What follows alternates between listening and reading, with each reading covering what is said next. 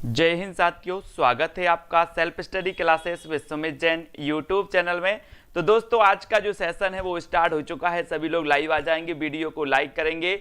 और दोस्तों, TGT PGT वाले, मास्टर कार्ड वाले और एलटी ग्रेड उत्तराखंड वाले सभी को दोस्तों मेरा नमस्कार। और वीडियो को सभी लोग लाइक कर देना और अपने मित्रों तक शेयर जरूर कर देना, ठीक है। और दोस्तों, अपनी जो क्लासें हैं वो यथावत चालू हो जाएंगी जल्द ही। आपका जो ऐप है वो बन करके आ चुका है, सिर्फ अब पब्लिश होना है ना। तो जल्दी वो आ जाएगा और बिल्कुल व्यवस्थित क्लासें यानी कि शुरुआत से अपन पढ़ने वाले हैं। लेकिन उसके पहले अपनी जो 9 वाली क्लास है यथावत चलेगी, बिल्कुल आपकी लिए फ्री, ठीक है। चलिए, तो अब आज का सेशन स्टार्ट करते हैं। रीति काल को अलंकृत काल किसने कहा, ये चीज आपको बताना है। और जो भी साथी अभी तक ग्रुप से नहीं जुड़े हैं, मास्टर कार्ड वाले, यूपी पीजीटी टीजीटी वाले, उनकी डिस्क्रिप्शन में लिंक दी है, तो ग्रुप में जरूर जुड़ जाएं दोस्तों, जहां पर आपको स्टडी मटेरियल और जो है आवश्यक लिंक दी जाती हैं। तो आज का अपना पहला प्रश्न है, रीति काल को अलंकृत काल किसने कहा है। यहां तक हमने पढ़ लिया था दोस्तों कल, और आज फिर से हम यहां से स्टार्ट करेंगे। बोले सर, रीति काल को अलंकृत काल किसने कह दिया। और 4 विकल्प है, मिश्र बंधु ने, विश्वनाथ प्रसाद मिश्र ने, आचार्य रामचंद्र शुक्ल ने, या फिर डॉक्टर राम कुमार वर्मा ने। तो किसने कह दिया उत्तर, अगर आप फटाफट से कमेंट में बताएंगे तो अच्छा लगेगा, है ना। उत्तर सभी लोगों के आनी चाहिए कि जो रीति काल को अलंकृत काल कहा, बोले सर ये मिश्र बंधुओं ने कहा। और ए नंबर आपका बिल्कुल सही है, ए नंबर आपका बिल्कुल सही है। फिर अलंकृत काल एक कई बार पूछा जाता है, इसको रट लेना। अलंकृत काल कई बार पूछा जाता है, इसको रट लेना। मिश्र बंधुओं ने कहा है, मिश्र बंधुओं ने कहा है, ठीक है। रीति काल को अलंकृत कहने वाले जो आचार्य हैं, जो बंधु हैं, वो मिश्र बंधु हैं। और मिश्र बंधु कितने भाई थे, बोले सर 3 भाई थे, है ना। याद रख लेना, गणेश श्याम सुखदेव, है ना, गणेश श्याम सुखदेव, इनको हम याद रखेंगे, ठीक है। सभी लोगों को याद रखना है साथियों कि गणेश श्याम सुखदेव ये 3 भाई थे, है ना। और 3 भाई मिश्र बंधु कहलाते थे। और ये आरंभ से साथ में रहे, ये तीनों भाई आरंभ से साथ में रहे, तो इन्होंने आदि काल के प्रथम काल को आरंभिक काल नाम दिया था। बोले सर ये तीनों भाई आरंभ से साथ में रहे, तो इन्होंने आदि काल को जो नाम दिया था वो दिया था आरंभिक काल, ठीक है। अब रीति काल को अलंकृत काल किसने नाम दिया, रीति काल को अलंकृत काल, ये क्वेश्चन कई बार पूछा गया है दोस्तों, अलंकृत काल। तो इसको सभी लोगों को रट लेना है। फिर आपसे यहां से पूछा जाता है कि इनमें से किसने आदि काल को जयकाल तथा रीति काल को कलाकाल नाम दिया है। जयकाल और कलाकाल किसने नाम दिया है, तो मैंने कल इस प्रश्न पर चर्चा की थी, है ना। किसकी की थी कि अगर आप शंकर जी की जय करोगे, शंकर जी की जय करोगे तो आप कला सीख जाओगे। क्या सीख जाओगे, कला सीख जाओगे। किसकी जय करना है, शंकर जी की जय करना है, तो आप कला सीख जाओगे। तो शंकर से बनेगा आपका डॉक्टर रमाशंकर शुक्ल रसाल, है ना। और कला सीखनी है तो कलाकाल, और जय करोगे तो जयकाल। ये जयकाल और कलाकाल किसने कहा है, डॉक्टर रामशंकर शुक्ल रसाल साहब ने कहा है, ठीक है। इतनी चीजें हमने यहां तक पढ़ ली थी दोस्तों। अब हमें रीतिबद्ध रचना को पढ़ना है। किस रचना को, ये पढ़ लिया था क्या, किस रचना को छंदों का अजायब घर कहा जाता है, ये भी पढ़ लिया था अपन ने। फिर से बता दो एक बार, पुनः रिवीजन आपका हो जाएगा। प्रश्न क्रमांक 17 में बोले सर किस रचना को छंदों का अजायब घर कहा जाता है, और अधिकांश लोगों ने बता दिया कि अब यहां पर याद रख लेना, यहां पर छंद दिया है तो ये छंद वाली नहीं देख के लगा देना 17 में, एक नंबर में। बोले सर छंदों का अजायब घर कहा जाता है किसमें, किसको कहा जाता है, रामचंद्रिका। 1 नंबर, सी नंबर आपका सही हो जाए। कंफ्यूज नहीं होना दोस्तों। एक चीज और याद रख लेना, आदि काल में एक रचना है, कौन सी है, पृथ्वीराज रासो। आदि काल में एक रचना है पृथ्वीराज रासो, जिसे हिंदी का प्रथम महाकाव्य माना जाता है, ठीक है। इसे भी आदि काल में छंदों का अजायब घर कहा जाता है, छंदों का इसे भी अजायब घर कहा जाता है, ये भी याद रख लेना। और रामचंद्रिका को भी अजायब घर कहा जाता है। ये मैंने आपको बहुत अच्छे से बताया था कि कैसे आपको पहचानना है ना। इसलिए अपन को बहुत अच्छे से पढ़ना भी है और छंदों के अजायब घर को जानना भी है, ठीक है। फिर अगला क्वेश्चन है, कवि प्रिया के रचनाकार कौन माने जाते हैं। प्रश्न क्रमांक 2 का उत्तर हमें यहां पर बताना है। तो कवि प्रिया के केशवदास माने जाते हैं दोस्तों। यहां तक अपन ने अध्ययन कर लिया था। अब हमें अध्ययन करना था यहां से, यहां से करना है कि विज्ञान गीता के लेखक कौन है। प्रश्न क्रमांक 5 का उत्तर हम बताएंगे। विज्ञान गीता की रचनाकार कौन है ये बतानी है। तो ये भी हमने बताया था विज्ञान के बारे में, है ना।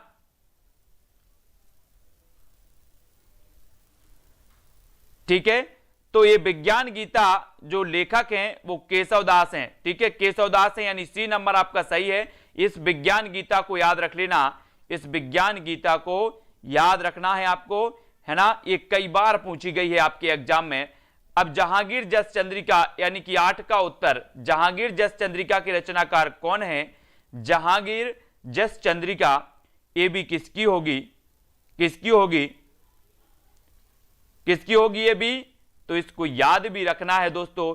बोले सर इस जहां में केस की बड़ी वैल्यू है ना। केस की बोलो या फिर कैश की, जहां में कैश की बड़ी वैल्यू है। कैश है तो सब कुछ है, नहीं तो कुछ नहीं है। कैश की वैल्यू है, कैश कहां पर, जहां में काय की वैल्यू है कैश, तो कैश से या केस से केशवदास, केस की वैल्यू भी है और कैश की भी वैल्यू है, दोनों की है ना। तो बी नंबर वैल्यू आपका, बी नंबर आचार्य केशवदास बिल्कुल सही होगा। कौन सा ग्रंथ केशव का नहीं है, केशव का कौन सा नहीं माना जाता दोस्तों, ये आपको बताना है। केशवदास का कौन सा ग्रंथ नहीं माना जाता, रामचंद्रिका, कवि प्रिया, विज्ञान गीता या फिर भाषा भूषण, है ना। तो बोले सर रामचंद्रिका इनकी कृति है, विज्ञान गीता इनकी कृति है, कवि प्रिया भी इनकी कृति है, यानी ये तीनों कृति हैं। लेकिन भाषा भूषण नहीं है, ये जसवंत सिंह की है। ये भी अपन ने कल प्रश्न देखा था। ठीक है, भाषा बोलना जानई जिनके कुल के दास, यह कथन किस कवि का है। भाषा बोलना जानई जिनके कुल के दास, यानी कि बी का उत्तर आपको चयन करना है। तो ये आपका बिल्कुल सही हो जाएगा। भाषा बोलना जानई जिनके कुल के दास, ये केशवदास की रचना हो जाएगी। बी नंबर आपका बिल्कुल सही हो जाएगा। ठीक है, अब दोस्तों हम आज की क्लास शुरू करते हैं। ये तो अपन ने कल पढ़ा था, आज की क्लास यहां से थी अपनी 15 क्वेश्चन से कि कौन सी रचना भिखारी दास की नहीं है, यहां से पढ़ना था अपन को। ठीक है, रस सारांश, काव्य निर्णय, श्रृंगार निर्णय या फिर भाषा भूषण, कौन सी रचना भिखारी दास की नहीं मानी जाती। 15 का उत्तर बताएंगे आदर्श जी, पूनम, प्रज्ञा जी। उत्तर क्या हो जाएगा, बोले सर काव्य निर्णय इनकी रचना है, श्रृंगार निर्णय इनकी रचना है, रस सारांश भी है, लेकिन कौन सी नहीं है। प्रश्न क्रमांक 15 में बताना है हमें, और 15 में आपका बिल्कुल सही हो जाएगा डी नंबर, भाषा भूषण। ठीक है, काव्य निर्णय, श्रृंगार निर्णय, रस सारांश ये भिखारी दास की रचनाएं मानी जाती हैं और ये रीतिबद्ध काव्यधारा के कवि हैं भिखारी दास जी। ठीक है, अब यहां पर 16 का उत्तर बताना है कि कौन रीतिबद्ध कवि है, रीतिबद्ध कवि बताना है। अब आपको कवियों को भी याद करना है यहां से, रीतिबद्ध कवि कौन है, रीति सिद्ध कवि कौन है और रीति मुक्त कवि कौन से हैं, यहां से कवियों को आपको याद करना है। और प्रश्न क्रमांक 16 में आपका राइट आंसर जो हो जाएगा वो क्या हो जाएगा, रेणु यादव जी।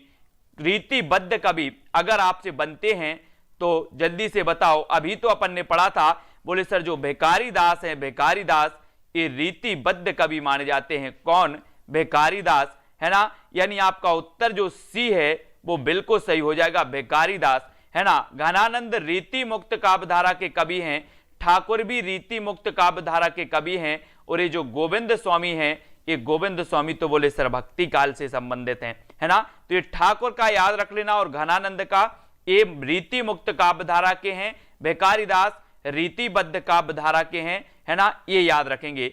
अब आपको बताना शतरंज शतिका कृति के रचनाकार कौन है। शतरंज शतिका कृति आपको चयन करना है दोस्तों।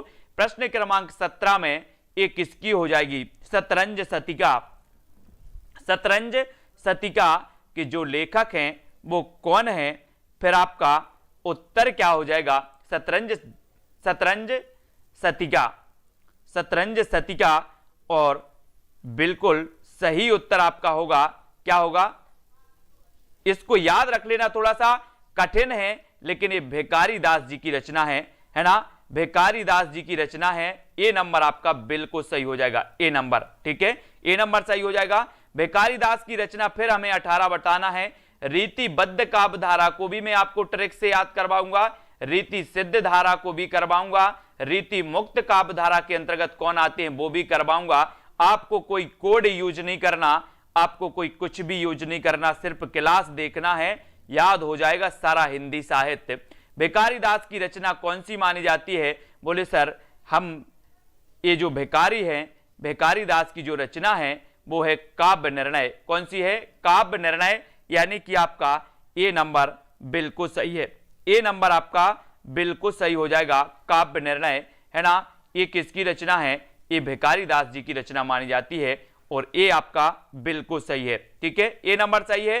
कौन सा कथन असत्य है? असत्य कथन बताना है दोस्तों। रीतिबद्ध धारा के कवियों ने लक्षण ग्रंथों की रचना की है। रीतिबद्ध धारा के कवियों को आचार्य कवि कहा जाता है। बिहारी रीति सिद्ध धारा के प्रतिनिधि कवि हैं या केशव रीति मुक्त धारा के कवि हैं। अब यहां से थोड़ा तो आपको नॉलेज है। बोले सर असत्य कथन बताने की बोल रहे हैं, तो हमने पढ़ा है कि रीतिबद्ध धारा के कवियों ने लक्षण ग्रंथ लिखे हैं, बिल्कुल सही है ना। और रीतिबद्ध धारा के कवियों को आचार्य कवि कहा जाता है, ये भी बिल्कुल सही है। लेकिन बात करें कि बिहारी रीति सिद्ध काव्य धारा के कवि हैं, तो ये भी बिल्कुल सही है, क्योंकि बिहारी कैसे हैं? बिहारी सीधे हैं, बिहारी सीधे हैं, तो सीधे से बनेगा सिद्ध काव्य धारा। बिहारी कैसे हैं? सीधे हैं, तो ये रीति सिद्ध काव्य धारा। लेकिन केशव जो हैं ये रीति मुक्त काव्य धारा के नहीं थे, ये रीतिबद्ध काव्य धारा के कवि थे बिहारी। ठीक है, तो डी नंबर आपका बिल्कुल सही हो जाएगा। लेकिन बिहारी जी को याद रख लेना है, इनकी एक कौन सी रचना है? बिहारी सतसई। बिहारी सतसई जिसमें 713 दोहे हैं, कहीं कहीं इसमें 719 दोहे भी मिलते हैं, है ना, बिहारी सतसई में। और कहते हैं कि इन्होंने गागर में सागर भर दिया। और दोस्तों आपको पता होगा कि रामचरितमानस की विश्व में सर्वाधिक टीकाएं लिखी गई, और रामचरितमानस के बाद अगर किसी की टीका लिखी गई सबसे ज्यादा, तो वो लिखी गई बिहारी सतसई की। किसकी लिखी गई? बिहारी सतसई की, है ना, जो बिहारी की रचना है। और केशव रीतिबद्ध धारा के प्रमुख कवि हैं, अतः स्पष्ट है कि उपर्युक्त विकल्प में डी असत्य है। रीतिबद्ध धारा के कवियों ने अलंकार, नायिका भेद आदि के लक्षण बताकर उनके उदाहरण स्वरूप काव्य रचा है। काय के? अलंकार, नायिका भेद के लक्षण बताकर उनके उदाहरण काव्य रचा, जैसे केशव, पद्माकर, मतीराम। ये दोस्तों मूलतः कौन से कवि माने जाते हैं? रीतिबद्ध काव्य धारा के माने जाते हैं। इनको याद रख लेना है ना। फिर अगले क्वेश्चन की ओर हम बढ़ जाते हैं। यहां पर अगला हमारा क्वेश्चन आता है कि भूषण को कवि भूषण की उपाधि किसने प्रदान की थी? आपको पता है दोस्तों कि इनका उपनाम था क्या? भूषण। बाकी अगर इनके वास्तविक नाम की जब बात होती है तो इन्हें कई नामों से, जैसे घनश्याम नाम भी मिलता है इनका। बोले सर घनश्याम इनका वास्तविक नाम था। एक नाम और मनीराम मिलता है ना। तो इस प्रकार से घनश्याम इनका वास्तविक नाम था या मनीराम था। तो भूषण को कवि भूषण की उपाधि दी थी, तो वो किसने दी थी? तो वो दी थी सोलंकी राजा रुद्र ने। किसने दी थी? सोलंकी राजा रुद्र ने दी थी। यानी कि आपका उत्तर सी नंबर बिल्कुल सही होगा। सी जिन्होंने बताया उनका आंसर बिल्कुल सही है। भूषण हिंदी रीति काल के अंतर्गत उसकी परंपरा का अनुसरण करते हुए वीर काव्य तथा वीर रस की रचना करने वाले प्रसिद्ध कवि हैं। और कहा जाता है दोस्तों कि रीति काल में एकमात्र ऐसा कवि जिसने वीर रस को अपनी काव्य का आधार बनाया, वीर रस में अपनी रचनाओं पर लेखनी चलाई, तो वो चलाई भूषण जी ने। वास्तविक नाम इनका घनश्याम था। चित्रकूटपति हृदय राम के पुत्र रुद्र सोलंकी ने इन्हें भूषण की उपाधि दी थी। किसने दी थी? अब याद रख लेना, रुद्र सोलंकी ने इन्हें क्या दी थी? भूषण की उपाधि दी थी, विभूषित किया था। 1627 से 1680 ईस्वी तक महाराजा शिवाजी के आश्रय में रहे। इनके छत्रसाल बुंदेला के आश्रय में रहने का भी उल्लेख मिलता है। और ये रीति काल के रीतिबद्ध काव्य धारा के कवि हैं। शिवराज भूषण, शिवा बावनी, छत्रसाल दशक नामक ये 3 ग्रंथ इनके उपलब्ध हैं। ये भी आपको याद रख लेना है। और शिवराज भूषण दोस्तों इसमें इन्होंने लक्षण ग्रंथ है और 105 अलंकारों की चर्चा की है। कितने अलंकारों की चर्चा की है? 105 अलंकारों की चर्चा शिवराज भूषण में की है। ये आपको याद रख लेना है। अलंकार अपन 8-10 अलंकार पढ़ लेते हैं। बोले सर, है ना, ये अलंकार वो अलंकार, ये 8-10 पढ़ लिए, लेकिन भूषण ने अपने इसमें 105 अलंकारों की चर्चा की है। ये भी आपको याद रख लेना शिवराज भूषण में। और शिवराज भूषण के रचयिता कवि कौन माने जाते हैं, ऐसा भी क्वेश्चन पूछा जाता है कभी कभी, तो उत्तर क्या होगा, शिवराज भूषण। और आपका राइट आंसर होगा कि भूषण माने जाते हैं शिवराज भूषण के भूषण। तो इसमें कोई याद करने की बात नहीं है। शिवा बावनी, शिवा बावनी की रचनाकार कौन है, शिवा बावनी, ऐसा भी पूछा जाता है 22 शिवा बावनी के रचनाकार कौन है, तब आपको बताना होता है। फिर भी आप बता देते हो सर कि शिवा बावनी के तो भूषण हैं, भूषण यानी कि बी नंबर आपका बिल्कुल सही हो जाएगा भूषण। रीतिकाल के उस कवि का नाम बताइए जिसने वीर रस में कविता लिखी है, रीतिकाल के उस कवि का नाम बताइए जिसने वीर रस की में कविता लिखी है। हिंदी के साथ साथ दोस्तों आप लोग संस्कृत जरूर पढ़ते जाएं, संस्कृत के भी बहुत सारे क्वेश्चन आते हैं, संस्कृत भी आपको कवर करना है, टीजीटी पीजीटी वाले, है ना, टीजीटी वाले, तो याद रख लेना संस्कृत भी आपको पढ़ना है। और रीतिकाल के उस कवि का नाम बताइए जिसने वीर रस में कविता लिखी, और वो कवि थे कौन, भूषण। और कवि अगर घनश्याम आ जाए, घनश्याम, तो याद रख लेना आज से, बोले सर घनश्याम इनका वास्तविक नाम था, है ना। ये रुद्र सोलंकी जो राजा थे, इन्होंने घनश्याम को भूषण की उपाधि दी थी। भूषण रीतिबद्ध काव्यधारा के कवि हैं, और भूषण जो हैं दोस्तों, इनकी शिवराज भूषण रचना में इन्होंने 105 अलंकारों का वर्णन किया है ना। ये भी याद रख लेना है, छत्रसाल दशक, शिवा बावनी, शिवराज भूषण, ये रचनाएं इन्हीं की मानी जाती हैं। रीतिकाल का कौन सा कवि वीर रस की काव्य रचना के लिए प्रसिद्ध है, तो ये क्वेश्चन पूछा जाता है, नोट कर लें, भूषण माने जाते हैं, इनको याद करेंगे सभी लोग, ठीक है, सभी लोग याद करना है। भूषण 2 राजाओं के दरबारी कवि थे, इनमें से पहले थे शिवाजी, तो दूसरे कौन थे, बहुत बढ़िया आंसर, भूषण 2 राजाओं के दरबारी कवि थे, पहले शिवाजी थे तो दूसरे कौन थे, महाराजा प्रताप, राणा सांगा, छत्रसाल या फिर संभाजी। तो कौन थे 25 का आंसर बताना है। और जो भी साथी ग्रुप से नहीं जुड़े हैं वो नीचे डिस्क्रिप्शन में लिंक दी है, अपने अपने ग्रुप में देख करके जुड़ जाएंगे, अलग अलग प्रकार से, टीजीटी वाले, पीजीटी वाले, मास्टर कार्ड वाले, है ना, मास्टर कैडर वाले। भूषण 2 राजाओं के दरबारी कवि थे, पहले शिवाजी थे तो दूसरे कौन थे, छत्रसाल। छत्रसाल दशक में छत्रसाल के दोस्तों इन्होंने युद्ध का वर्णन किया है, इनकी वीरता का वर्णन किया है छत्रसाल दशक में, है ना। भूषण रीतिकाल की किस काव्यधारा के कवि थे, तो ये 4 विकल्प हैं। और भूषण की बात करना है तो रीतिबद्ध काव्यधारा, रीति सिद्ध या फिर रीति मुक्त काव्यधारा के माने जाते हैं। तो इसका 26 का आपका राइट आंसर होगा। बोले सर भूषण की बात कर रहे हो, तो भूषण तो रीतिबद्ध काव्यधारा के, कौन सी काव्यधारा के, रीतिबद्ध काव्यधारा के। अब यहां से रीतिबद्ध काव्यधारा के बहुत सारे कवि हो गए जिनको हमें याद रख लेना है। सबसे पहले तो आपको केशव दास को याद रखना है, दूसरे आपके भूषण हो गए, ठीक है, तीसरे दोस्तों आपके कौन हो गए, मतीराम हो गए, मतीराम भी आपके हैं, चौथे आपके सेनापति हो गए, सेनापति भी आपको याद रख लेना है, ये रीतिबद्ध काव्यधारा के कवि माने जाते हैं, इनको याद रखेंगे। पांचवे आपके भिखारी दास हो गए, भिखारी दास भी रीतिबद्ध काव्यधारा के माने जाते हैं, तो इनको याद रखेंगे। फिर भूषण का वास्तविक नाम क्या था, तो यहां पर हमने पहले भी पढ़ा था और ये क्वेश्चन आया भी है एग्जाम में, तब भूषण का वास्तविक नाम आपका क्या हो जाएगा, यहां पर आपको जल्दी से कमेंट में लिखना है, याद हो जानी चाहिए ये चीजें, है ना। और आपको पता है कि भूषण का वास्तविक नाम क्या था, घनश्याम था, वास्तविक नाम क्या था, घनश्याम, है ना।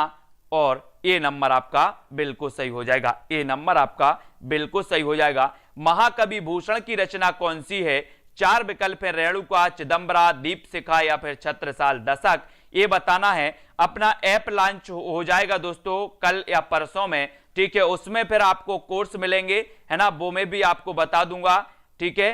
तो सभी लोग बिल्कुल तैयार रहें और शुरुआत से पढ़ने के लिए तैयार भी रहेंगे, कैसे कैसे आपको शुरुआत से पढ़ना है ना, हिंदी साहित्य के इतिहास से लेकर के। और महाकवि भूषण की रचना मानी जाती है तो वो मानी जाती छत्रसाल दशक, यानी डी नंबर आपका 28 का डी नंबर बिल्कुल सही हो जाएगा, ठीक है, डी नंबर 28 का आपने बिल्कुल सही बताया है। और यहां पर दिया है 29 की शिवराज भूषण ग्रंथ में किसका विवेचन मिलता है, शिवराज भूषण ग्रंथ में किसका विवेचन मिलता है दोस्तों, 29 शिवराज भूषण ग्रंथ में किसका विवेचन मिलता है? रस का, अलंकार का, ध्वनि या फिर औचित्य का? तो यहां पर आपको 29 का प्रश्न चयन करना है और वीडियो को एक बार लाइक जरूर कर देना सभी लोग। और रोज 9 बजे आपकी एक क्लास होती है, करेक्ट है। मैं आपको थोड़ा सा टाइम बता दे रहा हूं, अभी एक क्लास 7 बजे आपको मिल रही होगी, एक 9 बजे, 9:30 बजे आपको मिल रही होगी और एक क्लास आपको बीच में 8 बजे भी मिल जाती है, ठीक है। तो ये हिंदी साहित्य की इन क्लासों को अटेंड करेंगे और रात्रि 9 बजे तो अपन लाइव आते ही हैं, है ना कल्पना जी। और शिवराज भूषण ग्रंथ में किसका विवेचन मिलता है? तो अभी तो हमने पढ़ा था, बोले सर अलंकार का विवेचन मिलता है और इन्होंने 105 अलंकारों का इसमें वर्णन किया है शिवराज भूषण में। तो सी नंबर आपका बिल्कुल सही हो जाएगा, सी नंबर बिल्कुल सही है। शिवराज भूषण में 105 अलंकारों का इसमें वर्णन हुआ, ठीक है। शिवराज भूषण भूषण के आचार्यत्व को सिद्ध करने वाला एक अलंकार है और अलंकार ग्रंथ है, एक सुसंबंध योजना के साथ लिखा गया इसका एक भूमिका भाग है, जिसके प्रारंभ में गणेश, शक्ति और सूर्य की वंदना है। गणेश, शक्ति और सूर्य की वंदना है, ठीक है। अलंकार निरूपण वाले भाग में पहले दोहों में अलंकारों के लक्षण दिए, फिर सवैया छप्पय दोहे में उसके उदाहरण प्रस्तुत किए गए हैं। तो इसको याद रखेंगे। और शिवराज भूषण में 105 अलंकार दिए हैं और कहीं कहीं एक अलंकार के एक से अधिक उदाहरण भी इसमें मिलते हैं, ठीक है। जिनमें बात करें उत्प्रेक्षा, उपमा, प्रतीप, अतिशयोक्ति, अपनहूति, इस सारे अलंकारों का वर्णन मिलता है। तो आपको याद क्या रखना है? 105 अलंकार रखना है याद कि 105 अलंकार शिवराज भूषण में इसका वर्णन है और ये अलंकार ग्रंथ माना जाता है, यानी कि इसमें अलंकार का वर्णन किया गया है, ठीक है। अब आपको बता देना, भूषण के ग्रंथों में अलंकार निरूपक है तो क्या है? शिवा बावनी है, शिवराज भूषण है, छत्रसाल दशक है या फिर दूषण उल्लास है। भूषण के ग्रंथों में अलंकार निरूपक कौन सा है? अलंकार निरूपक, ऐसे भी क्वेश्चन पूछा जाएगा। और आपको पता है दोस्तों कि जो भूषण के ग्रंथों में अलंकार निरूपक है वो कौन सा है? हमने अभी तो पढ़ा है कि जो शिवराज भूषण है इसमें 105 अलंकारों का वर्णन है। 105 अलंकारों का वर्णन किसमें है? शिवराज भूषण में। और इस प्रकार से अगर ग्रंथ पूछा जाए आपसे कि भूषण के ग्रंथों में अलंकार निरूपक कौन सा है, तो आपको लगाना है शिवराज भूषण। कौन सा लगाना है? शिवराज भूषण, यानी बी नंबर आपका बिल्कुल सही हो जाएगा, पूनम जी, पुष्पा जी, ठीक है। अब रामचंद्र शुक्ल ने अपने हिंदी साहित्य का इतिहास ग्रंथ में इनमें से किस कवि को हिंदू जाति का प्रतिनिधि कवि कहा है? बहुत बढ़िया प्रश्न है दोस्तों, है ना। और ये जो बताना है जल्दी, रामचंद्र शुक्ल ने अपने हिंदी साहित्य का इतिहास ग्रंथ में इनमें से किस कवि को हिंदू जाति का प्रतिनिधि कवि माना है? शुक्ल जी ने कहा है और बहुत ही बढ़िया यहां पर कथन रामचंद्र शुक्ल जी ने कहा। और दोस्तों 31 में आपका बिल्कुल सही आंसर क्या हो जाएगा, है ना। तो जल्दी से आप लिखेंगे। देखो जितने भी एग्जाम वाले हैं, चाहे लेखपाल वाले हों, अपना सिलेबस देख लें। हिंदी साहित्य के आदिकाल, भक्तिकाल, रीतिकाल, आधुनिक काल अगर आपके सिलेबस में है तो ये वीडियो आपके लिए है, ठीक है। और हिंदू जाति का प्रतिनिधि कवि माना जाता है भूषण, है ना। डी नहीं लगाना, किसे लगाना है? भूषण को माना जाता है, ठीक है, भूषण। और आचार्य रामचंद्र शुक्ल ने अपने हिंदी साहित्य का इतिहास ग्रंथ में लिखा है कि शिवाजी और छत्रसाल की वीरता के वर्णों को कोई कवियों की झूठी खुशामद नहीं कह सकता। वे आश्रयदाताओं की प्रशंसा की प्रथा के अनुसरण मात्र नहीं है। इन दो वीरों का जिस उत्साह के साथ सारी हिंदू जनता स्मरण करती है, उसी की व्यंजना भूषण ने की है। वे हिंदू जाति के प्रतिनिधि कवि माने जाते हैं। कौन? भूषण।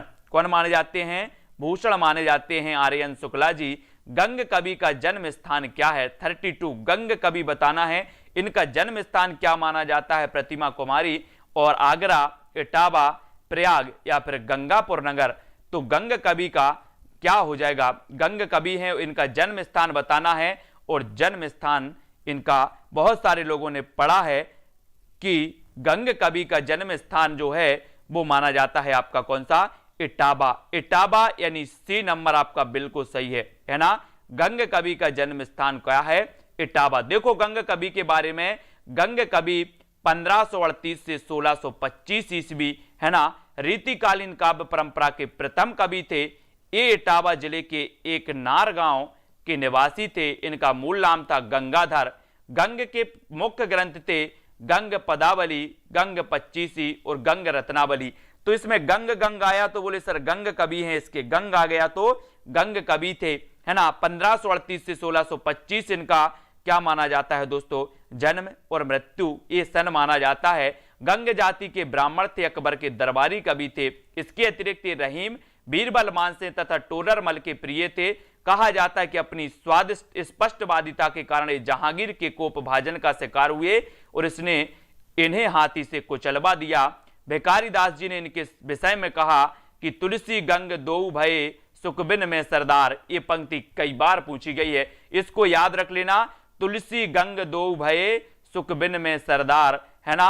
ये किसने कहा है, भिखारी दास ने। किसके बारे में कहा है, गंग कवि के बारे में कहा। ये पंक्ति कई बार पूछी जाती है कि ये पंक्ति किसकी है, ये पंक्ति किसकी है, ये भी आपको याद रख लेना, ठीक है। तुलसी गंग दो भये सुखबिन में सरदार, ये पंक्ति भिखारी दास की है। भिखारी दास की नोट्स कर लेना, मोस्ट इंपॉर्टेंट पंक्ति है। तुलसी गंग दो भये सुखबिन के सरदार पंक्ति के उक्ति के रचनाकार कौन है, नीचे आपसे पूछ भी लिया गया है ना। और भिखारी दास हैं, केशव दास हैं, या फिर दोस्तों कौन है, तो उत्तर आपका बिल्कुल सही हो जाएगा। भिखारी दास की ये पंक्ति मानी जाती है और इंपॉर्टेंट पंक्ति भी है, ठीक है। इसको याद रखेंगे। मैं आपसे बोलता हूं कि आपको 50 पुस्तकें नहीं पढ़ना है। क्या नहीं पढ़ना है, 50 पुस्तकें नहीं पढ़ना है। एक पुस्तक को 50 बार पढ़ लो, एक पुस्तक को 50 बार पढ़ लो, कल्याण हो जाएगा। आप पढ़ते कैसे हो, आप पढ़ते कैसे हो, एक बार आपने पुस्तक पलटा दी, एक बार पुस्तक पलटा दी, बोले मेरी तैयारी हो गई। ऐसे तैयारी नहीं होती। और बोले सर पुस्तक से तो पूछा ही नहीं गया। अरे आप पुस्तक को अच्छे से तो पढ़ो, पुस्तक को अच्छे से तो पढ़ो। जब घर बैठ के आते हो, पेपर मिलाते हो, तो अधिकांश सवाल आपको पुस्तक से ही मिलते हैं, है ना। तो एक पुस्तक को 50 बार अपन को पढ़ना है। फिर आपको बताना है कि नैन नचाए कहो मुस्काई, लला फिर आइयो खेलन होरी। पंक्ति के कवि कौन है, पंक्ति के सेनापति घनानंद ठाकुर या पद्माकर। एक बार पढ़ने से किसी को याद नहीं होता, एक बार पढ़ने से किसी को याद नहीं होता है, ठीक है। बार बार पढ़ने से याद होता है, इसलिए बार बार पढ़ो और जब तक याद ना हो तब तक पढ़ो। नैन नचाए कहो मुस्काई, लला फिर आइयो खेलन होरी। इस पंक्ति के रचनाकार पद्माकर हैं और सी नंबर आपका बिल्कुल सही है। कौन है, पद्माकर। नैन नचाए कहो मुस्काई, लला फिर आइयो खेलन होरी। अब ये बताना कि यहां पर दिया है कि लला फिर आइयो खेलन होरी। अब खेलन होरी जाओगे तो कैसे जाओगे, पैदल जाओगे, पदम से जाओगे अपने, या फिर हवाई जहाज से जाओगे, कैसे जाओगे, कैसे जाओगे खेलन होरी। होरी खेलना है तो आप जाओगे कैसे, अपने पदम से चलकर, अपने पैरों से चलकर, पदम से चलकर, है ना। तो पदम से बनेगा पद्माकर, पदम से बनेगा पद्माकर। सी नंबर आपका बिल्कुल सही हो जाएगा, लला फिर आइयो खेलन होरी, है ना। प्रस्तुत पंक्ति पद्माकर की है। ए होली विषयक सवैया है और पद्माकर का जन्म हुआ था 1880 में बांदा में। कहां हुआ था, बांदा, है ना।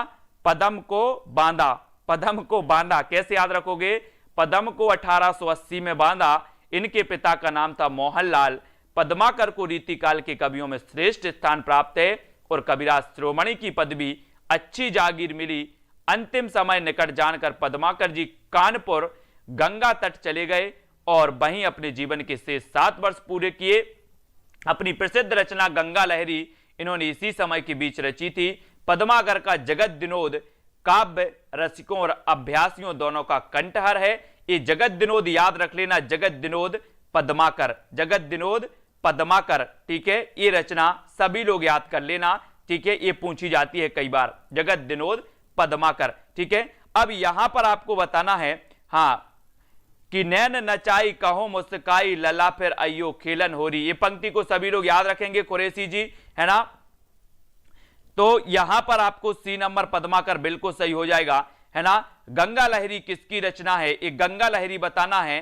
गंगा लहरी किसकी रचना है, गंगा लहरी किसकी रचना है, मतीराम, पद्माकर, ठाकुर या फिर बोधा की, किसकी रचना है। 36 का आंसर बताएंगे आप, 36 का, कि गंगा लहरी किसकी रचना मानी जाती है। गंगा लहरी मानी जाती है पद्माकर जी की। किसकी, पद्माकर, गंगा लहरी पद्माकर, है ना। और पद्माकर रचित 7 मौलिक ग्रंथ हैं। हिम्मत बहादुर बिरदावली, हिम्मत बहादुर बिरदावली, है ना, पद्माभरण, जगत विनोद, प्रबोध पचासा, गंगा लहरी और प्रताप शाही, प्रताप सिंह बिरदावली, प्रताप सिंह बिरदावली और कली 25। ये 7 ग्रंथ है पद्माकर के, ये भी आपको याद रख लेना। पद्माकर के कितने 7 मौलिक ग्रंथ हैं, जिसमें हिम्मत बहादुर बिरदावली, हिम्मत बहादुर बिरदावली, पद्माभरण, है ना, जगत विनोद, प्रबोध पचासा, प्रबोध पचासा, गंगा लहरी, है ना, और प्रताप सिंह बिरदावली। ये रचना याद करना, एक रचना पूछी जाती है, किसी ना किसी एग्जाम में पूछ ली जाती है पद्माकर की। इनको ट्रिक से भी मैं आपको बताऊंगा, है ना। और फिलहाल आपको प्रबोध पचासा ग्रंथ की रचयिता कौन है, डी नंबर आपको चयन करना। प्रबोध पचासा के रचनाकार कौन है, रामानंद, रामानंद है, कबीर है, मतीराम है या फिर पद्माकर हैं। ये 37 का उत्तर बताना है दोस्तों। और इतना पढ़ना है आपको, इतना पढ़ना है कि एग्जाम के बाद में ये ना रहे कि मैंने पढ़ाई नहीं की है। इतना पढ़ना है आपको, है ना। बस अंदर से जब आवाज आने लगे कि अब बस करो, अब नहीं पढ़ना, है ना, इतना पढ़ो, तब आपका एग्जाम निकलेगा कि जब अंदर से आवाज आए कि अब नहीं पढ़ना, तब एग्जाम निश्चित ही क्वालिफाई होगा। और प्रबोध पचासा ग्रंथ के जो रचयिता हैं वो कौन है, पद्माकर। ठीक है, डी नंबर आपका बिल्कुल सही हो जाएगा, डी नंबर। और आप हिंदी साहित्य को ऐसे मत समझना कि ये सरल है, हिंदी साहित्य को अच्छे से पढ़ना है ना, तब आपका एग्जाम निकलेगा। पद्माकर द्वारा रचित अलंकार ग्रंथ कौन सा है, 38। पद्माकर द्वारा रचित अलंकार ग्रंथ कौन सा है, 38 का आंसर बताना है। और पद्माकर द्वारा रचित भाषा भूषण, रामचंद्राभरण, काव्यालंकार या फिर पद्माभरण, यानी कि 38 का आंसर बताना है। 38 का। कई लोग तो दोस्तों मंजिल के पास से लौट जाते हैं। मंजिल के पास से जब आप पढ़ ही रहे हो तो पूरी ताकत लगा दो, जब आप पढ़ रहे हो तो पूरी ताकत लगाओ, है ना। और दोस्तों ये जो पद्माभरण है, पद्माभरण, ये पद्माकर की रचना हो जाएगी, है ना। ठीक है, इनको डी नंबर आपका बिल्कुल सही हो जाएगा, डी नंबर। और इनको मैं कैसे याद करवाऊंगा, जिसमें पदम पदम दिया है तो उसको तो आप पहचान जाओगे कि पद्माकर की है। जैसे आपकी जगत विनोद है ना, ये पद्माकर की रीति ग्रंथ है। इन रीति ग्रंथों में क्रमशः अलंकार और नवरस विवेचन किया गया। पद्माभरण 1810 ईस्वी में रचा गया और जगत विनोद 1803 में और 1821 के बीच महाराज जगत सिंह के आश्रय में उनकी आज्ञा से हुई थी। ठीक है, 1803 और 1821। तो इस प्रकार से आपको याद रखना। काव्य रसायन किसकी रचना है दोस्तों, 39 का उत्तर। सभी लोग लाइक जरूर कर देना, प्रभात सिंह जी, सुशील जी, है ना, मिनी पांडे। और 39 का काव्य रसायन किसकी रचना है, भूषण की, देव ठाकुर या फिर बोधा की। काव्य रसायन मैंने आपको याद करवाया था कि काव्य को रसायन देव। बोले सर एक काव्य रचनाएं याद नहीं होती, काव्य रचनाएं याद नहीं होती, तब मैंने आपको बताया था कि काव्य को रसायन दो, राशन पानी दो तब याद होंगी, ऐसे याद नहीं होती। तो काव्य को रसायन दो, तो काव्य रसायन रचना किसकी होगी, किसकी होगी। बोले सर काव्य को रसायन देव मतलब देव की, देव मतलब देव की रचना हो जाएगी। काव्य को रसायन देव, रसायन देव। ठीक है, तब रचनाएं याद होंगी। राशन पानी देते चलो, रचनाएं याद होती जाएंगी। देव कवि का जन्म 1673 ईस्वी में इटावा जिले के घोसरिया ब्राह्मण परिवार में हुआ और अपने जीवन के अनेक राजाओं, नवाबों तथा रईसों के आश्रय में रहे। ये याद रखना, देव कवि का जन्म 1673, देव कवि का जन्म 1673 में इटावा में हुआ। कहां हुआ, इटावा में, है ना, ये याद रखेंगे। इनके जो प्रमुख थे आश्रय में रहे और इनके प्रमुख आजम साहब फपून थे, ये तो ठीक है। इनकी मृत्यु हुई थी 1767 ईस्वी में, ये याद रख लेना। इनकी काव्य रचना याद रख लेना है। एक तो काव्य रसायन, भाव विलास, है ना, अपन बोलते ना कि टमाटर के भाव देव, टमाटर के भाव देव, तो भाव विलास। काव्य को रसायन देव तो काव्य रसायन। ठीक है, ये अष्टयाम्बी एक इनकी रचना है। भवानी विलास है ना, भवानी विलास ये भी है। भवानी से आप बोलते ना कि भवानी मुझे वरदान देव, भवानी वरदान देव, तो ये भवानी विलास। ठीक है, सुजान विनोद, सुजान विनोद भी इनकी रचना है। सुजान विनोद, वो घनानंद नहीं समझ लेना, बोले सर घनानंद की प्रेमिका थी सुजान, ये सुजान विनोद इन्हीं की रचना है। प्रेम तरंग, है ना, राग रत्नाकर, कुशल विलास, कुशल विलास, देवचरित, प्रेम चंद्रिका, जाति विलास, रस विलास, सुख सागर तरंग, वृक्ष विलास, पावस विलास, ठीक है, ब्रह्म दर्शन 25, तत्व दर्शन 25, आत्म दर्शन 25, जगत दर्शन 25, रसानंद लहरी, प्रेम दीपिका, नक्सिक प्रेम। मैं इनको एक चीज आपको बता रहा हूं दोस्तों कि आप लोग क्या करते हो कि बहुत सारी रचनाएं देख करके भाग जाते हो। क्यों भाग जाते हो? क्योंकि आप पढ़ना ही नहीं चाहते। अरे एक बार तो पढ़ो, आप एक बार पढ़ो, 2 बार पढ़ो। थोड़ा सा जब अपन, ऐसा होता है कभी कभी कि अपन किसी व्यक्ति को एक बार देखते हैं और दूसरी बार वो व्यक्ति अगर सामने आ जाए तो अपन को याद आ जाता है कि यार हमने इसे कहीं देखा था। बोलते ना यार भैया जी हमने आपको कहीं देखा था, बोल देते आप लोग। ऐसे ही इन रचनाओं को थोड़ा एक बार पढ़ो, फिर दूसरी बार पढ़ोगे तो आप बोलोगे यार इस रचना को तो मैंने पढ़ा था, है ना। ऐसे ही थोड़ी थोड़ी सी आप याद करो, तब ये रचनाएं याद हो जाती हैं। ये रचनाएं बड़ी बेवफा होती हैं, इनको अच्छे से करना है, ठीक है। अब यहां पर आपको बताना, देव कवि किस जिले के थे? किस जिले के थे? 40 का आंसर 1673 में इनका जन्म हुआ था, है ना। और देव कवि किस जिले के थे? तो उत्तर हो जाएगा, बोले सर इटावा के थे। कहां के थे? इटावा। इटावा यानी डी नंबर आपका बिल्कुल सही होगा, इटावा।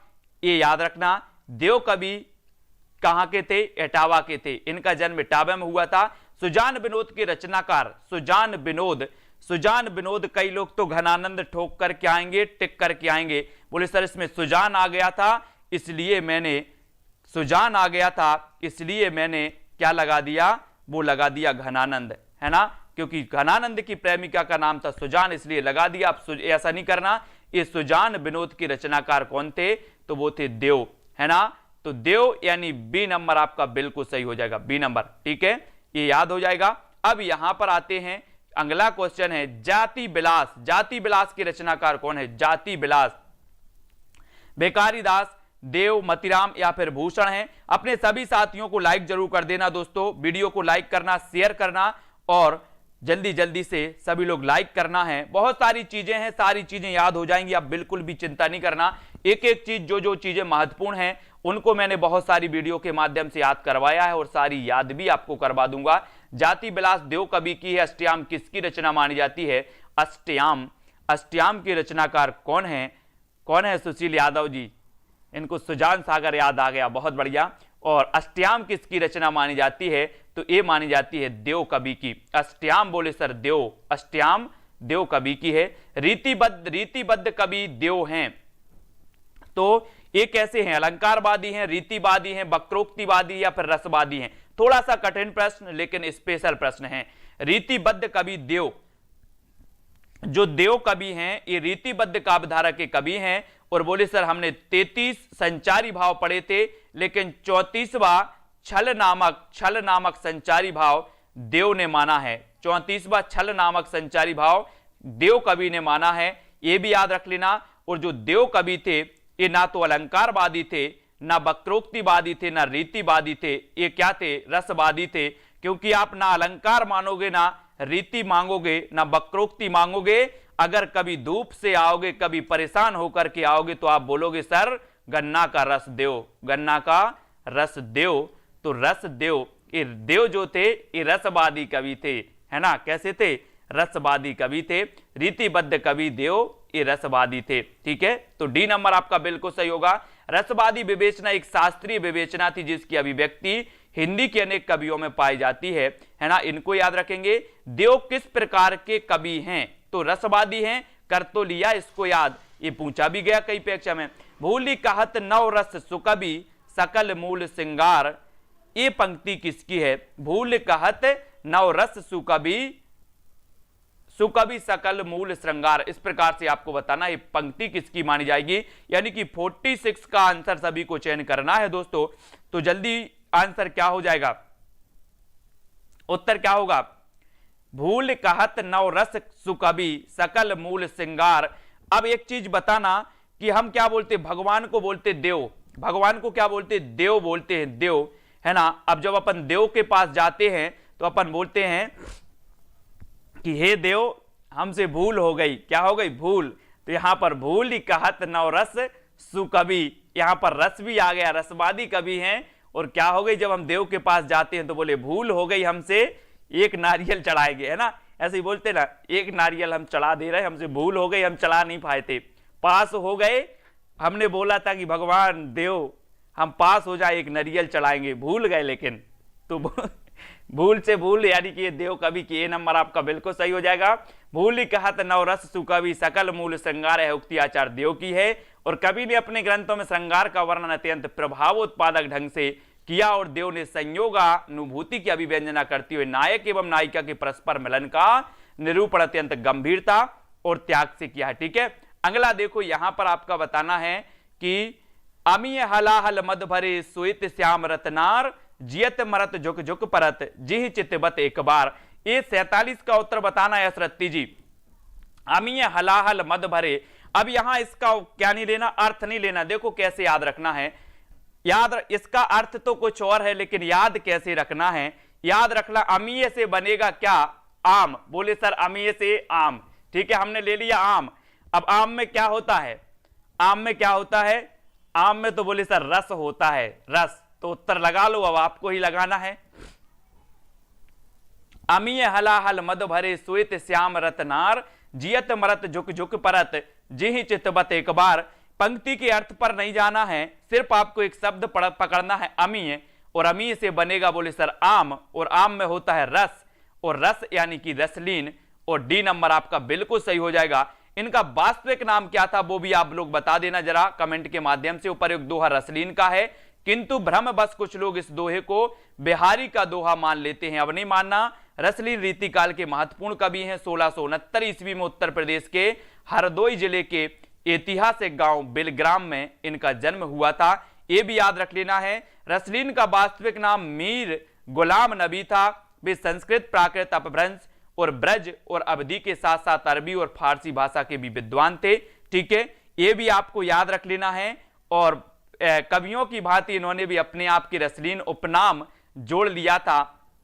उस युग के प्रसिद्ध बिलग्रामी कवि मोहम्मद उनके बारे में लिखते हैं कि मीर गुलाम नबी होतऊ सकल गुणन को धाम बहुरी धरियो रसलीन निज कवितई को नाम, है ना। तो रसलीन को अब भूलना नहीं है। मतीराम की भाषा क्या है, मतीराम की भाषा क्या है, mini Pandey ji very good. अब मतीराम की भाषा बताने मतीराम साहब आ गए हैं। बोले सर मतीराम को और याद करवा दो, ये मतीराम की भाषा क्या थी, क्या थी इनकी भाषा, है ना। बोले सर मेरी मती कर रही है, मेरी मती कर रही है कि ब्रज घूम के आए। कहां घूम के आए, ब्रज। मेरी मती कर रही है कि ब्रज घूम के आए। तो मतीराम की भाषा क्या होगी, क्या होगी, अवधी की ब्रज, जल्दी बताओ। मती, आपकी मती क्या बोल रही है कि बहुत हो गया लॉकडाउन में, अब तो हम ब्रज घूम के आए। कहां आए, ब्रज। तो ये मतीराम की जो भाषा है ये साहित्यक ब्रज है, साहित्यक ब्रज है। बी नंबर आपका बिल्कुल सही होगा, है ना, बी आपका सही होगा। ब्रज भाषा में साहित्य की विशाल और समृद्ध परंपरा रही। हिंदी की अन्य बोलियों की तुलना में सबसे बढ़कर और सबसे अधिक साहित्य ब्रज भाषा में लिखा गया, इसलिए इसे ब्रज भाषा को काव्य भाषा कहा जाता है दोस्तों, है ना। ब्रज भाषा को आप किस रूप में देखते हैं, एक क्वेश्चन आता है तो हम बोल देते सर कि ये काव्य भाषा के रूप में इसे देखा जाता है। आदिकाल में दो शैलियां प्रचलित थी, एक तो डिंगल शैली और एक पिंगल शैली। और दोस्तों जो पिंगल शैली है आगे चलकर ब्रज भाषा में परिवर्तित हुई, ये पिंगल शैली, है ना। और इसलिए कहा जाता है कि पृथ्वीराज रासो की भाषा क्या थी, तो ब्रज भाषा भी कहीं कहीं ऑप्शन में रहता है, तो आपको ब्रज लगाना है। और पिंगल अगर मिले तो पिंगल लगा देना है, ठीक है। अगर पिंगल मिले तो पिंगल, और ब्रज भाषा ऑप्शन में मिलता है तो आपको ब्रज लगाना है पृथ्वीराज रासो की। घनानंद रीति काव्य की किस काल के कवि माने जाते हैं, ये रीति मुक्त काव्य धारा के बताना है। अब रीति मुक्त काव्य धारा, अभी तक हम रीतिबद्ध काव्य धारा को पढ़ रहे थे, अब रीति मुक्त काव्य धारा आ गया। रीतिबद्ध, रीति मुक्त, रीति सिद्ध या इनमें से कोई नहीं। तो प्रश्न क्रमांक 1 का उत्तर आपको चयन करना है। बी नंबर आपका सही होगा या फिर डी होगा, सी होगा। तो बोले सर अब हम रीति मुक्त जब पढ़ रहे हैं तो घनानंद कैसे थे, घनानंद कैसे थे, रीति मुक्त थे, रीति मुक्त थे। बी नंबर आपका बिल्कुल सही कर लेना इसको, बी नंबर, है ना। तो बी नंबर याद रख लेना। इनकी प्रेमिका थी दोस्तों सुजान, सुजान थी, है ना, इनकी प्रेमिका थी और ये उनसे प्रेम करते थे, लेकिन ये रीति से नहीं करते थे, ये रीति से नहीं करते थे। बोले हम तो रीति मुक्त हैं, हम रीति से कुछ नहीं करते, क्या है, हम रीति मुक्त हैं, घनानंद बोले, है ना। तो घनानंद रीति मुक्त काव्य धारा, ये रीति मुक्त थे, ये भी आपको याद रखना है। फिर आगे चल के हम पढ़ेंगे कि रीति परंपरा के साहित्यिक बंधनों एवं रूढ़ियों से मुक्त इस काल की स्वतंत्र काव्यधारा को रीति मुक्त काव्य कहा जाता है। आंतरिक अनुभूति, भावावेग, व्यक्तिपरक अभिव्यंजना की सांकेतिक काव्य रूढ़ियों से मुक्त कल्पना की प्रचुरता आदि इनकी विशेषताएं हैं। और इस धारा के प्रमुख कवि कौन है? घनानंद। इनकी काव्य शैली बड़ी भावनात्मक तथा मार्मिक है। इस धारा के कवियों की लगभग सारी विशेषताएं इनके काव्य में एक साथ प्राप्त हो जाती हैं। इस धारा के अन्य प्रमुख कवि कौन से? आलम, ठाकुर, बोधा, द्विजदेव और घनानंद। समस्त काव्य प्रेम की पीर का परम रूप है। प्रेम की पीर है ना, प्रेम की पीर का परम रूप माना जाता है। इनको बहुत अच्छे से याद करवाएंगे। रीति काल को अध्ययन की सुविधा के अनुसार 3 भागों में बांटा गया था: रीतिबद्ध, रीति मुक्त, रीति सिद्ध। रीति सिद्ध प्रमुख बिहारी, रीतिबद्ध काव्यधारा के प्रमुख चिंतामणि, मतिराम, देव, भिकारीदास, कुलपति मिश्र है ना, ये माने जाते हैं केशवदास जी। और घनानंद किस वर्ग के कवि थे ये भी आपको बताना है।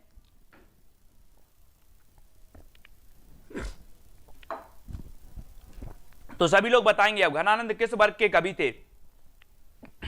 तो पढ़ तो लिया रीति मुक्त के, है ना, बी नंबर बिल्कुल सही हो जाएगा। कौन सा कवि रीति मुक्त नहीं है? तीसरा का उत्तर आपको बताना, रीति मुक्त कौन सा नहीं है? रीति मुक्त घनानंद, आलम, बोधा और बिहारी। कौन सा कवि रीति मुक्त नहीं माना जाता, ये चीज हमें चयन करनी है। और आपने बिल्कुल सही बताया कि सर घनानंद तो रीति मुक्त हैं, आलम भी रीति मुक्त हैं, बोधा भी रीति मुक्त हैं। अब आपको पता होगा कि रीति मुक्त कवियों को प्रेम का पीर कहा जाता है। प्रेम का पीर है ना, यहां पर हमने पढ़ा था ना कि ये पूरे प्रेम की पीर के परम रूप के कवि माने जाते हैं। कौन से? रीति मुक्त वाले। तो इनको अपन को याद भी रखना है कि घनानंद हो या फिर बोधा हो या फिर आलम हो, ये आपको याद रख लेना। बोले सर प्रेम की बात करते हो तो प्रेम का आलम अलग ही होता है, प्रेम का आलम अलग ही होता है। रीति मुक्त यानी कि प्रेम, याद कर लेना, रीति मुक्त यानी कि प्रेम का काव्य, ऐसे याद करोगे, प्रेम का काव्य, ठीक है। अब प्रेम में आलम कैसा होता है? बोले सर अलग ही होता है आलम, तो आलम को याद कर लिया, है ना। और प्रेम किया घनानंद ने, प्रेम किया बोधा ने। घनानंद की प्रेमिका थी सुजान और बोधा की प्रेमिका थी शोभान। कौन सी थी? शोभान।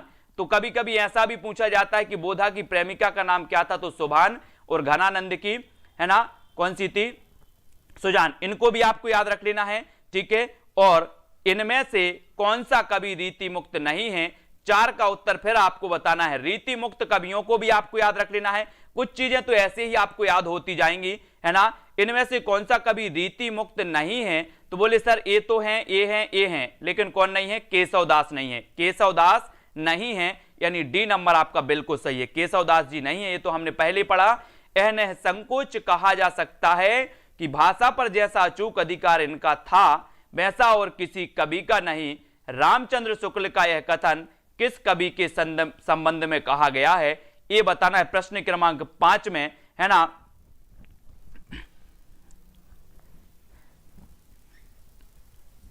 और एक पंक्ति कही जाती ना कि प्रेम की पीर बिकराल महा, प्रेम की पीर बिकराल महा, तरबार की धार पे धावनो है ना। हाँ, वेरी गुड यशरत्ती जी। बोधा जी की इश्क नामा और इनकी इश्क लता, ये रचनाएं हैं। यह निसंकोच कहा जा सकता है कि भाषा पर जैसा अचूक अधिकार इनका था वैसा और किसी कवि का नहीं था। ये रामचंद्र शुक्ल का कथन है। और ये किसके बारे में कहा गया था? घनानंद। घनानंद के बारे में ये कहा गया था, डी नंबर, है ना। ये बहुत ही बढ़िया प्रश्न पूछा जाता है। और यूपीपीएससी एलटी ग्रेड परीक्षा 2018 में ये पूछा गया था क्वेश्चन, और बहुत ही बढ़िया है ना। अगला क्वेश्चन यहां पर हम देखते हैं। अगला यहां पर दिया है कि आचार्य रामचंद्र शुक्ल ने घनानंद के बारे में कहा कि यह निसंकोच कहा जा सकता है कि भाषा पर जैसा अचूक अधिकार इनका था वैसा और किसी कवि का नहीं था।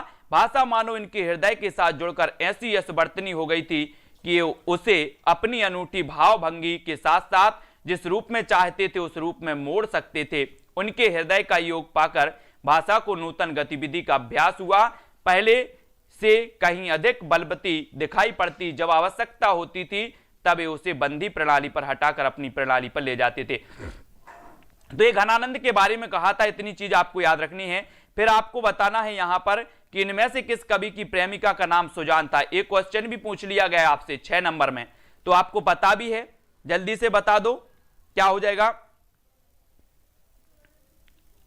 आपका राइट आंसर होगा कि इनमें से किस कवि की प्रेमिका का नाम सुजान था, तो आप लगा देना कि घनानंद की प्रेमिका का नाम था सुजान, है ना, ये याद रख लेना है। लेकिन एक रचना है सुजान विनोद, सुजान विनोद, ये रचना किसकी है? देव कवि की, है ना। सुजान को विनोद देव, सुजान को विनोद देव, ऐसे याद रखोगे, सुजान को विनोद देव, ये सुजान विनोद इनकी है, किसकी? देव की। लेकिन घनानंद की प्रेमिका का नाम था सुजान। कवि घनानंद की प्रेमिका सुजान थी, जो एक बेश्या थी। मोहम्मद शाह रंगीली के दरबार की नृत्य गायन विद्या में निपुण सुजान बेश्या से घनानंद को प्रेम हो गया और घनानंद ने सुजान शब्द का प्रयोग अपनी कविता में सर्वाधिक किया है, सुजान शब्द का। और आपने देखा होगा, बोले तुलसीदास जी को भी रत्नावली ने कहा कि इतना प्रेम अगर आप श्री राम से करोगे तो आपका कल्याण हो जाएगा।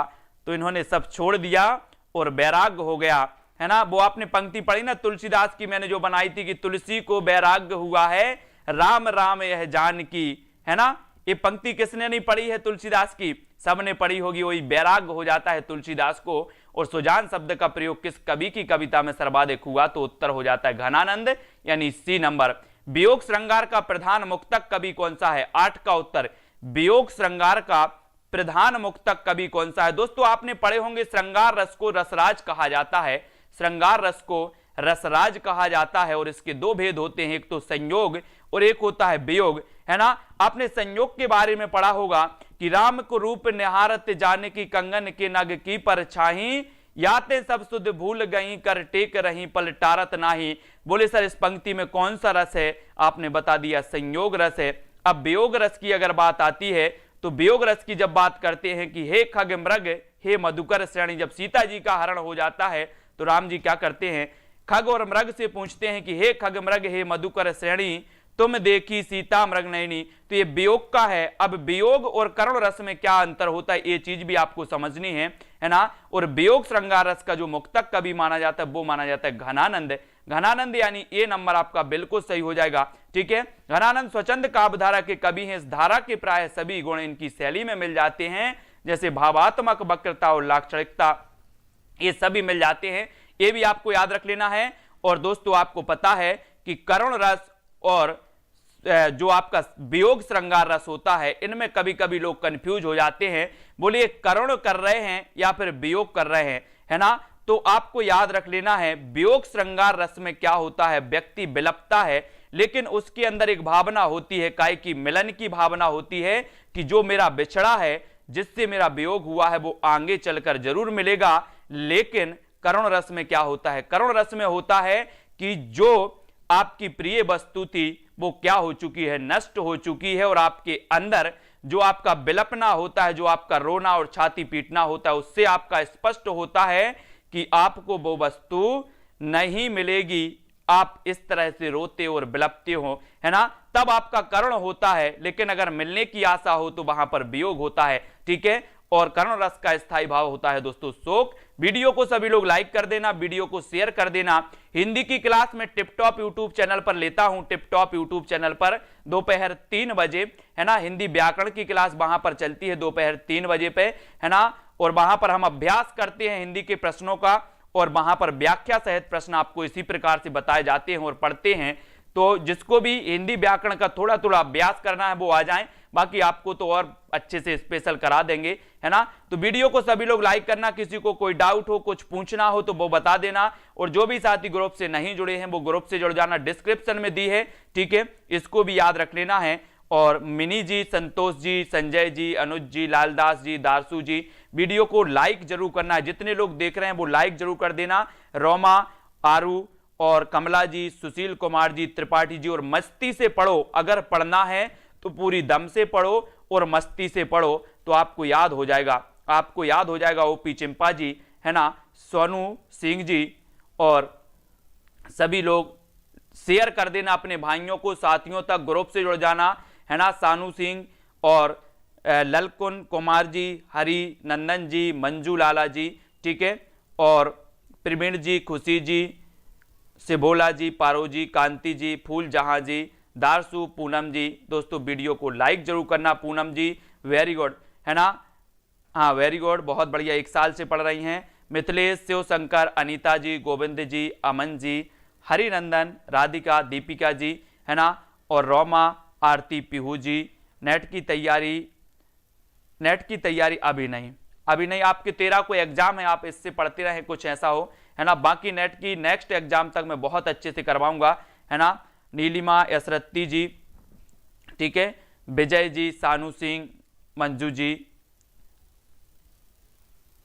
अनीता जी, बीनू जी। तो जो ग्रुप से नहीं जुड़े हैं वो ग्रुप से जुड़ जाना, वीडियो को लाइक कर देना, शेयर कर देना, है ना। Binu sir very good, Mayank ji, Anju ji, ठीक है। व्हाट्सएप ग्रुप में लिंक दी है नीचे, अभी इस वीडियो के डिस्क्रिप्शन में देखना, आप डिस्क्रिप्शन खोल के तो वीडियो की लिंक मिल जाएगी, या फिर नंबर चल रहा है वो नीचे देखो, नंबर चल रहा है ना, और नंबर से आप मैसेज करेंगे तो आपको लिंक मिल जाएगी ग्रुप की, ठीक है। और अपना एक हिंदी साहित्य का टेलीग्राम ग्रुप है जहां पर रवि सर आपका टेस्ट भी करवाते हैं, वहां पर आपका व्याकरण भी टेस्ट होता है, साहित्य का भी टेस्ट होता है टेलीग्राम में, तो वो लिंक भी आपको मिल जाएगी। तो टेलीग्राम में भी आप लोग जुड़ जाना और लिंक से आप टेस्ट भी चलाते रहना, टेस्ट भी देते रहना, वो भी आपका हो जाएगा। साथ ही व्हाट्सएप ग्रुप में आपको मैं पीडीएफ, स्टडी मटेरियल, वीडियो की लिंक, ये सारी चीजें देता रहता हूं, तो उसमें मिल जाना, ठीक है। आजाद जी, जागृति जी, और विजय जी, पूनम जी, दीपमाला जी, नगीना, ठीक है, अंजलि, पुष्पा शर्मा जी, सानू जी, और के तिवारी, नीलिमा जी, मुसाफिर कुमार, मिनी पांडे जी, ठीक है। सभी लोग लाइक करेंगे दोस्तों, लाइक जितने लोग भी देख रहे हैं सभी को करना है, और यथावत आप लोग बने रहें। आज आपकी पूरी 9 बजे की क्लास जो अपनी चलती है यथावत आपकी चलेगी, और आपको एक एक चीज याद हो जाएगी, रट जाएगी, ठीक है। बिल्कुल आप लगे बस रहना, हिंदी साहित्य का आपका कुछ नहीं छूटेगा। उत्तराखंड के लिए कौन सी बुक अच्छी रहेगी, उत्तराखंड लेक्चरर, इसका सिलेबस देखूंगा पहले, है ना। मीना, खुशी जी, मयंक जी, सभी को धन्यवाद दोस्तों आज के वीडियो के लिए, बस इतना ही। कल एक वीडियो आएगा आपका सुबह 6 बजे से, 10 घंटे वाला जो वीडियो है अपना उसको फिर से रिवाइज किया जाएगा, है ना। 10 घंटे वाला जो वीडियो है उसको फिर से रिवाइज किया जाएगा, उस वीडियो को आपको देखना है एक बार पूरा, ठीक है। तो सुबह 6 बजे से वो प्रीमियर चालू होगा और लगभग शाम को 4-5 बजे तक वो चलेगा, तो उस वीडियो को सभी को देखना है, ठीक है। आज मैं वो वीडियो लगा नहीं पाया था, कल आपको सुबह 6 बजे से वो वीडियो 10 घंटे वाला मिलेगा, उसको जरूर पढ़ना हिंदी साहित्य वाले सभी लोग, ठीक है। और लिंक मैं ग्रुप में डाल दूंगा तो वो भी आप लोग देख लेना, ठीक है। मिनी पांडे आज के वीडियो के लिए, जय हिंद, विजय सिंह, सुशीला यादव जी, है ना, आदर्श जी प्रजापति और आरू जी, सभी को धन्यवाद, जय हिंद।